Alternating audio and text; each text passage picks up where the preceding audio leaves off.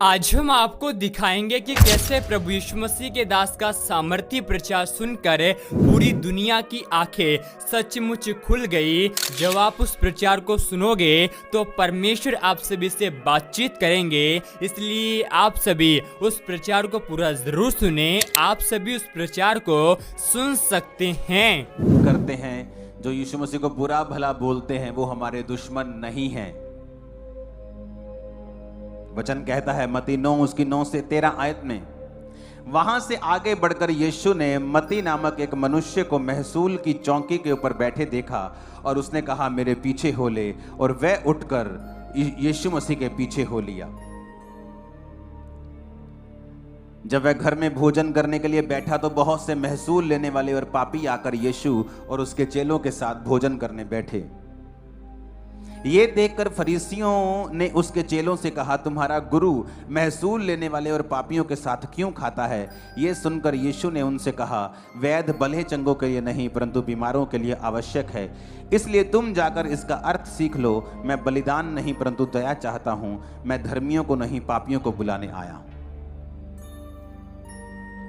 मत्ती, जिसका आप बाइबल को नए नियम को पढ़ते हो तो पहली पुस्तक मत्ती की आती है। कौन था मत्ती?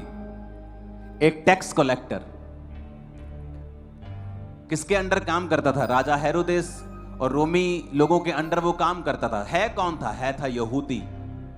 तो जब वो टैक्स कलेक्ट करता था, जब वो टैक्स लेता था, तो टैक्स वाले लोग जो थे वो बड़े ही बदनाम थे, क्योंकि ये टैक्स वाले लोगों के लिए ये मशहूर होता था कि ये लोग जो हैं लोगों से एक्स्ट्रा टैक्स लेते हैं, उन पर ज्यादा बर्डन डालते थे, उनको अलग अलग तरह के टैक्स के नियमों में फंसाकर ये टैक्स लेते थे उनसे।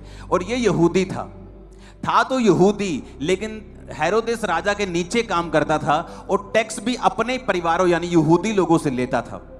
इसलिए जो मत्ती था वो बड़ा बदनाम आदमी था। मत्ती को जो यहूदी लोग थे एक गद्दार के रूप में जानते थे। जब वो मत्ती को देखते थे यहूदी लोग तो उसे गद्दार कहते थे। उसकी जो रेपुटेशन थी, उसकी जो वैल्यू थी, वो बिल्कुल भी अच्छी नहीं थी मत्ती की।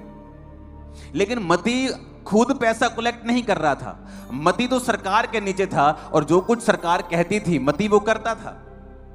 लेकिन जब यहूदी लोग मत्ती को देखते थे तो वो उसे एक पापी के रूप में, एक गद्दार के रूप में, एक अधर्मी के रूप में, परमेश्वर के सामने दोषी के रूप में उसे देखते थे। लेकिन मत्ती का कोई कसूर नहीं, क्योंकि मत्ती अपने लिए पैसा कलेक्ट नहीं कर रहा। मत्ती को जो सरकार कह रही है वो मत्ती कर रहा है। तो मत्ती का जो हार्ट था, जो कंडीशन थी, वो इस तरह से जैसे किसी का दिल पीस दिया गया हो और आत्मा पीस दी गई हो। था तो वो बड़ी ऊंची पोजीशन के ऊपर, लेकिन उसके दिल में भी शांति नहीं थी, क्योंकि वो जानता था कि वो अपने ही लोगों को लूट रहा है। अपनी लाइफ से वो सेटिस्फाइड नहीं था। बहुत से लोग आप देखते हो बड़ी ऊंची पोजीशंस के ऊपर होते हैं, अफसर होते हैं, बड़े बड़े सरकारी अफसर, बड़े बड़े दूसरे अफसर, लेकिन अगर आप ध्यान से उनकी जिंदगी को देखें, जब आप उनसे मिलेंगे, वो अपनी जिंदगियों से सेटिस्फाइड नहीं होते, क्योंकि वो सरकार के कामों को करते हैं, बड़ी चीजें अच्छी बुरी कर रहे होते हैं। लेकिन जीसस ने मत्ती से नफरत नहीं की। जो लोग मत्ती को कह रहे थे, यीशु मसीह ने मत्ती को वैसा नहीं कहा। तो जीसस ने कहा, जब जीसस ने उसको बुलाया कि मेरे पीछे आ जा, क्या अगर मत्ती को खुश होता, मगर मत्ती अगर अपने जीवन से सेटिस्फाइड होता, मैं आपको गारंटी देता हूं वो परमेश्वर के पीछे कभी नहीं चलता। मत्ती अपनी लाइफ में वैक्यूम फील कर रहा था, अकेलापन फील कर रहा था, एक दोषीपन की भावना भी उसके अंदर थी, सेटिस्फाइड नहीं था अपनी जिंदगी से। और इसलिए जब जीसस क्राइस्ट ने कहा मेरे पीछे आ जा, वो अपनी सरकारी नौकरी को, जो उसको कितने लाखों रुपए आज के हिसाब से देती होगी, उसको लात मारकर वो परमेश्वर के पीछे एक सेकंड में हो गया। कारण क्या था? यही कारण, जब वो पीछे हो गया तो जो टैक्स कलेक्टर है उसके दोस्त भी वैसे ही होंगे। टैक्स कलेक्टर की पुलिस भी वहां की वाकफ होगी, क्योंकि पुलिस के साथ उसका नाता होगा, अफसरों के साथ उसका नाता होगा, क्योंकि जब कोई टैक्स नहीं देता होगा उसके ऊपर कार्रवाई करवाता होगा, तो उसके साथ सभी गंदे लोगों का भी उसके साथ नाता था। तो जब वो बचाया गया और जीसस के पीछे हो गया, तो बड़े से पापी लोग यीशु मसीह के साथ बैठ के खाने लगे। तो फरीसी कहते ये तो पापियों के साथ खाता है। और यीशु मसीह ने क्या कहा? ये सुनकर 12 आयत में यीशु मसीह ने कहा, वैद्य भलो चंगों के लिए नहीं परंतु बीमारों के लिए आवश्यक है। इसलिए मैं तुमसे ये कहता हूं, तुम जाकर इसका अर्थ सीख लो। मैं बलिदान नहीं परंतु दया चाहता हूं, मैं धर्मियों को नहीं पापियों को बुलाने के लिए आया हूं। आज हो सकता है आप एक वैश्या को बड़ी ही घृणित निगाहों से देखते हो कि ये बहुत बड़ी पापिन है।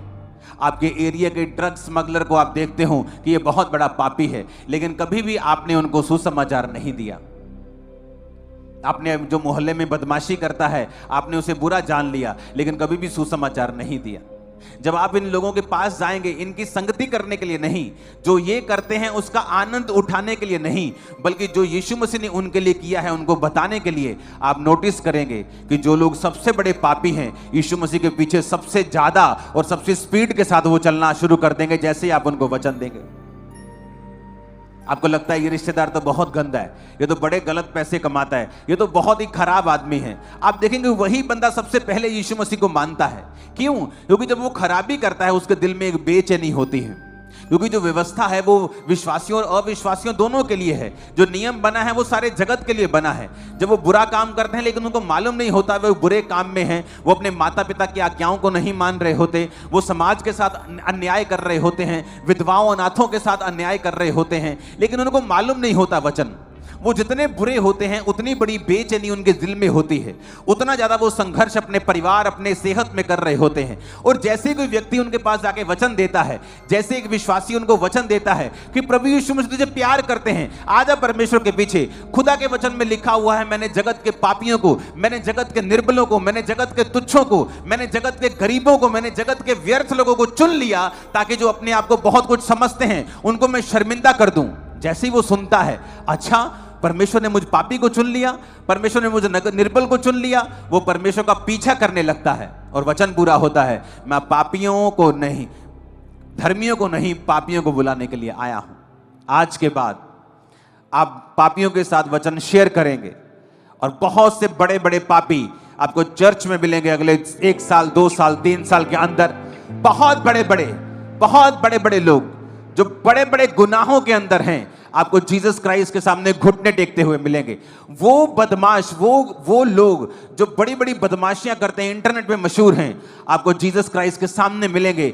वो पाप से तौबा करके बपतिस्मा लेकर पापों को छोड़कर आपको चर्च में मिलेंगे। मैं आपको ये भविष्यवाणी कर रहा हूं, परमेश्वर इंतजार कर रहा है कि आप बोलें कि यीशु मसीह पापियों को बुलाने के लिए। आप सभी इस वीडियो को भी छोड़ के ना जाए, आप सभी इस वीडियो को पूरा जरूर देखिए। जैसा कि आपने वीडियो में देखा कैसे प्रभु यीशु मसीह के दास का सामर्थी प्रचार सुनकर मसीही विरोधियों की आंखें सचमुच खुल गई। आप सभी को मैं बताना चाहता हूँ, प्रभु यीशु मसीह का जीवित वचन कहता है कि आज जितने भी मसीह विरोधी हैं उन सभी की आंखों को इस संसार के ईश्वरों ने अंधा कर दिया है, ताकि सत्य जो कि हमारा प्रभु यीशु मसीह है उसे ना पहचान पाए। लेकिन परमेश्वर का वचन कहता है हमारा प्रभु यीशु मसीह इस जगत में धर्मियों को बचाने के लिए नहीं बल्कि पापियों का उद्धार करने के लिए आया है। जो लोग इस संसार की गंदगी में पड़े हुए हैं उनसे हमारा प्रभु यीशु मसीह बहुत प्यार करता है, क्योंकि बाइबल इस बात को कहती है यीशु मसीह इस संसार में खोए हुओं को ढूंढने के लिए आया है। और आप सभी को हम बताना चाहते हैं, यूहन्ना 3:16 कहता है परमेश्वर ने जगत से ऐसा प्रेम रखा कि अपना एकलौता पुत्र दे दिया, ताकि जो कोई उस पर विश्वास करे वह नाश ना हो बल्कि अनंत जीवन को और बहुतायत के जीवन को प्राप्त कर सके। आप सभी इस वीडियो के बारे में क्या कहेंगे, आप हमें कमेंट में जरूर बताएं। और आप सभी को हम बताना चाहते हैं आने वाले समय में मसीह विरोधी सचमुच यीशु मसीह के नाम का सामर्थी प्रचार करेंगे, क्योंकि परमेश्वर का वचन कहता है ना तो बल से ना तो शक्ति से लेकिन परमेश्वर की आत्मा के द्वारा सब कुछ होगा। और बाइबल इस बात को कहती है आकाश और पृथ्वी भले ही टल जाएगी, लेकिन परमेश्वर का वचन कभी ना टलेगा, क्योंकि हमारा परमेश्वर कभी ना बदलने वाला परमेश्वर है। आप सभी इस वीडियो के बारे में क्या कहेंगे, आप हमें कमेंट में जरूर बताएं। आप सभी इस वीडियो को एक लाइक करें, और आप सभी को मैं बताना चाहता हूं, हमारे परमेश्वर की इच्छा यह है कि हम सभी ईसाई विरोधियों के लिए प्रार्थना करें, क्योंकि उनकी आंखें तो इस संसार के ईश्वरों ने अंधी कर रखी है। इसलिए हम प्रार्थना करें कि उनकी भी आत्मिक आंखें खुले, क्योंकि बाइबल कहती है मार्ग, सत्य और जीवन हमारा यीशु मसीह है। जो कोई यीशु मसीह के पास आता है वह बहुतायत के जीवन को प्राप्त करता है। मेरा यह विश्वास है कि आपने इस वीडियो को एक लाइक कर दिया है। आप सभी इस वीडियो को एक व्यक्ति के साथ जरूर शेयर कर दे। परमेश्वर आप सभी के साथ हैं। आप सभी विश्वास कीजिए, यीशु मसीह आपकी प्रार्थनाओं का उत्तर आज आपको जरूर देंगे। परमेश्वर आपकी परिस्थितियों को जरूर बदलेंगे। परमेश्वर आप सभी के साथ हैं। परमेश्वर आप सभी को बहुत आशीष दे।